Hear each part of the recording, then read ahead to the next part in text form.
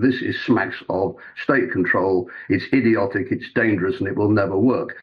Now, you talk about profits. You need to talk about profits as a margin and not profits as cash.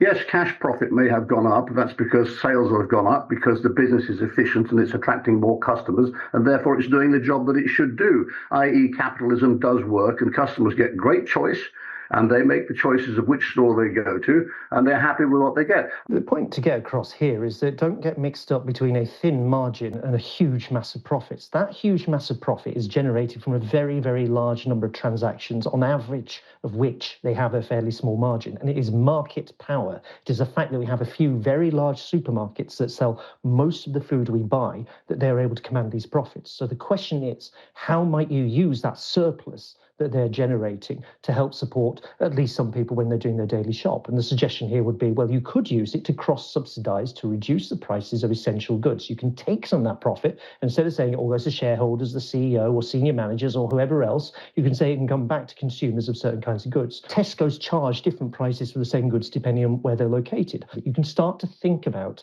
the price that we're paying for food, not as the wonderful magic of the market arriving at a price and this is the most efficient thing you can possibly imagine, but instead starting to think about that price as a claim on what society can do and how we're going to treat people in society. Now, that's the really important thing about these price controls. It is jamming open that argument. It's reintroducing the idea of what used to call a moral economy, the idea that there's a fair price of goods, that people should be treated fairly when they go to the shops, that there's a reasonable amount we can ask people to pay.